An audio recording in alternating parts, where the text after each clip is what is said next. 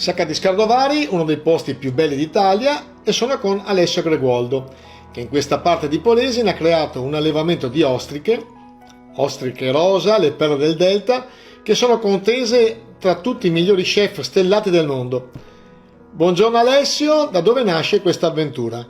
È nato tutto attraverso una cena con il direttore commerciale Gabriele Siviero del Consorzio, dove ci ha invitato in un gruppo di allevatori di cozze a conoscere una realtà nuova che sono le ostriche, spiegandoci che c'era Florent Arburiès, l'inventore del sistema che noi usiamo per l'allevamento di ostriche, che gli avrebbe fatto piacere conoscere qualche allevatore per tentare di fare le ostriche nella Sacca di Scardovari. Ci trovammo in un gruppo di allevatori all'interno del consorzio qualche settimana dopo con Florent Arburiès, che ci spiegò come viene fatto l'allevamento di ostriche, che sistema che usa e tutte queste cose qua.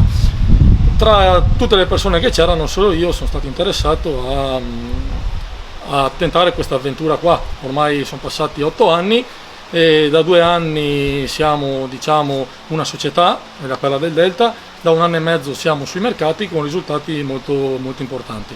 Ecco, diceva che è anche l'ecosistema che c'è nella Sacca di Scardovari che ha quel valore aggiunto che porta a un prodotto veramente straordinario. Poi ce lo farà vedere appunto il prodotto finito.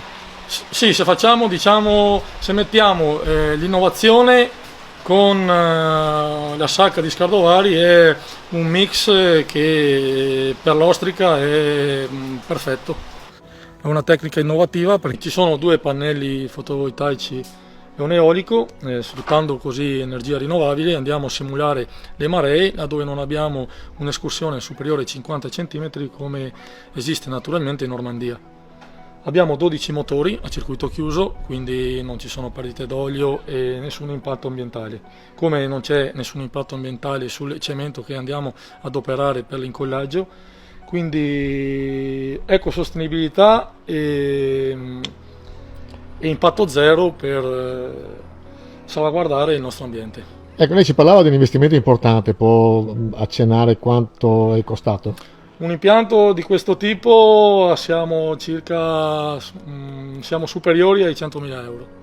L'ammortamento? Diciamo che fa ancora parte del progetto iniziato 8 anni fa, perché non tutti gli anni sono uguali, quindi di conseguenza l'esperienza sul quantitativo dobbiamo ancora farla, perché veniamo da un'esperienza di 6 anni con poche corde.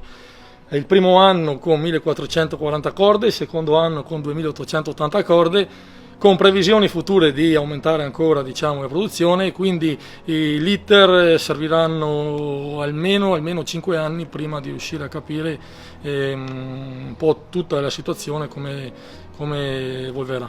Avete avuto anche aiuti da parte della regione? Al momento no, investimenti privati, abbiamo fatto proprio il 12 giugno la prima richiesta al GAC per finanziamenti FEAMP e adesso vediamo se saranno accolti.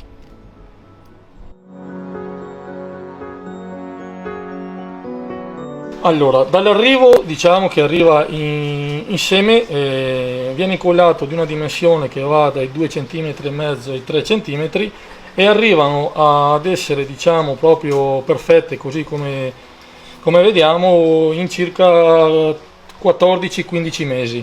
Poi dipende ovviamente dal tipo di stagioni che andiamo a fare gli incollaggi, dal tipo di inverno o d'estate che abbiamo, però all'incirca siamo attorno ai 14-15 mesi dall'incollaggio alla fase proprio di vendita. Ecco, è un'ostrica che tra l'altro lunedì prossimo avrete anche un incontro con dei cuochi stellati, perché è di alto prestigio e anche di alto costo.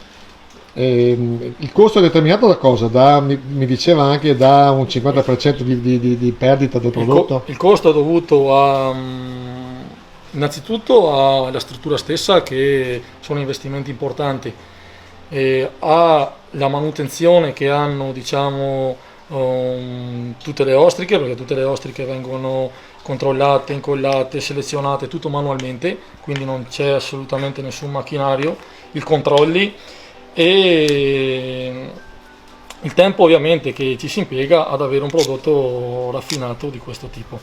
Ecco, è un'ostrica rosa, come appunto si diceva. Sì, questa è l'ostrica chiamata ostrica rosa, diciamo, proprio per le sfumature che ha sulla conchiglia, sia esterne che interno. È un'ostrica a 4 stagioni, quindi è un'ostrica che tutti i mesi dell'anno ha un tasso di carne impressionante e non è mai scarna come tante sorelle ostriche, diciamo, allevate all'estero, con una densità della carne molto superiore a tutte le altre. Su più di un anno e mezzo che siamo, diciamo, sui migliori ristoranti d'Italia, non abbiamo ricevuto una contestazione. Quindi il lavoro che viene fatto dal sottoscritto e da tutti i miei ragazzi vuol dire che sta avendo frutti importanti. Confermo.